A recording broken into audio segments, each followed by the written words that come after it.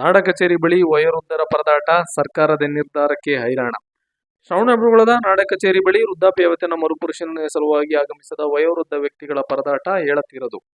ವೃದ್ಧಾಪ್ಯ ವೇತನ ಸೇರಿದಂತೆ ಸಾಮಾಜಿಕ ಪಿಂಚಣಿಗಳ ಫಲಾನುಭವಿಗಳ ಪರಿಶೀಲನೆ ನಡೆಸಲು ಸರ್ಕಾರ ಆದೇಶ ಹೊರಡಿಸಿದೆ. ಈ ಬೆನ್ನಲ್ಲೇ ಹಲವಾರು ವೃದ್ಧರು ಮತ್ತು ರೈತರು ನಾಡ ಕಚೇರಿಗೆ ಆಗಮಿಸುತ್ತಿದ್ದಾರೆ. ಇಡೀ ದಿನ ಕಾಯ್ದಿರುವ ಅವರಿಗೆ ಸರ್ವ ಸಮಸ್ಯೆಯಿಂದ ಕೆಲಸ ಆಗುತ್ತಿಲ್ಲ.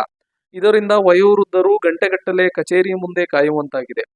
ಈ ಸಮಸ್ಯೆಗೆ ಪರಿಹಾರ ಒದಗಿಸುವ ನಿಟ್ಟಿನಲ್ಲಿ ಸರ್ಕಾರ ಸೂಕ್ತ ಕ್ರಮ ತೆಗೆದುಕೊಳ್ಳಬೇಕು ಎಂದು ಶ್ರವಣಬೆಳಗೊಳದ ಯುವ ಜೆಡಿಎಸ್ ಅಧ್ಯಕ್ಷ ಸಾಗರ್ ಗೌಡ ಆಗ್ರಹಿಸಿದ್ದಾರೆ. ಪಿಂಚಣಿದಾರರನ್ನ ಮರುಪರಿಶೀಲನೆ ಮಾಡಿ ಅಂತ ನಾನು ಸರ್ಕಾರ ಕೇಳೋಕ್ಕೆ ಇಷ್ಟಪಡ್ತೀನಿ.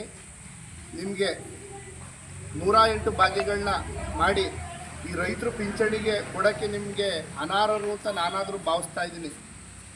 ಈ ವಯಸ್ಸಾಗಿರ್ತಕ್ಕಂಥ ಪಿಂಚಣಿದಾರರನ್ನ ಮತ್ತೆ ಮರುಪರಿಶೀಲನೆ ಮಾಡಿ ನೀವು ಅವ್ರಿಗೆ ಕೊಡ್ತಕ್ಕಂಥ ತಿಂಗಳು ಪಿಂಚಣಿಗೆ ನೀವು ಅದಕ್ಕೆ ಯೋಗ್ಯರಲ್ಲ ಅಂತ ನಾನಾದರೂ ಭಾವಿಸ್ತಾ ನಿಮಗೆ 2028ಕ್ಕೆ ಈ ಏನು ನಮ್ಮ ರೈತರವರೇ ನಿಮಗೆ ತಕ್ಕ ಪಾಠವನ್ನು ಕಲಿಸ್ತಾರೆ ಅಂತ ನಿಮ್ಗೆ ಹೇಳ್ತಾ, ಈ ಏನು ಮರುಪರಿಶೀಲನೆ ಮಾಡಬೇಕು ಅಂತ ಒಂದು ಆ್ಯಪನ್ನು ಬಿಟ್ಟಿದ್ದೀರಾ, ಇದನ್ನು ಕೂಡಲೇ ಹಿಂಪಡಿಬೇಕು. ಇಲ್ಲದೆ ಹೋದರೆ ರೈತರು ಮತ್ತು ನಾಗರಿಕರು, ಹ್ಯಾಂಡಿಕ್ಯಾಪ್ಟು, ಈ ಅಂಗವಿಕಲರು ನಿಮ್ಮ ಮೇಲೆ ತಿರುಗಿ ಬೀಳ್ತಾರೆ. ಈ ಕೂಡಲೇ ನೀವು ದಯವಿಟ್ಟು ಈ ಸರ್ಕಾರಕ್ಕೆ ನಾನು ಒಂದು ಗಮನಕ್ಕೆ ತರೋಕ್ಕೆ ಇಷ್ಟಪಡ್ತಾ ಇದ್ದೀನಿ.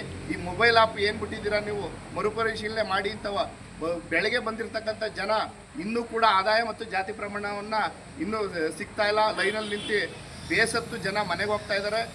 ಈ ಕೂಡಲೇ ಸರ್ಕಾರ ಎಚ್ಚೆತ್ತು ಈ ತತ್ಕ್ಷಣದಿಂದಲೇ ಈ ಮೊಬೈಲ್ ಆ್ಯಪ್ನ ಹಿಂಪಡಿಬೇಕು. ಇಲ್ಲದೆ ಹೋದರೆ ನಿಮಗೆ ರೈತರು ಚೀಮಾರಿ ಹಾಕಿ ಮನೆಗೆ ಕಳಿಸತಕ್ಕಂಥ ಕಾಲ ಸಮೀಪಿಸ್ತಾ ಇದೆ ಅಂತಕ್ಕಂಥ ಮಾತನ್ನು ಹೇಳ್ತಾ, ಜನಗಳ ಶಾಪಕ್ಕೆ ಗುರಿಯಾಗದೆ ಇರ್ತಕ್ಕಂಥ ಒಂದು ನೀವು ನೋಡ್ಕೋಬೇಕು. ಜನಗರ ಶಾಪಕ್ಕೆ ಗುರಿಯಾದರೆ ನೀವು ಯಾವುದೇ ಕಾರಣಕ್ಕೂ ನಿಮ್ಗೆ ಎಲ್ಲೋದ್ರೂ ಯಶಸ್ಸಾಗಲ್ಲ.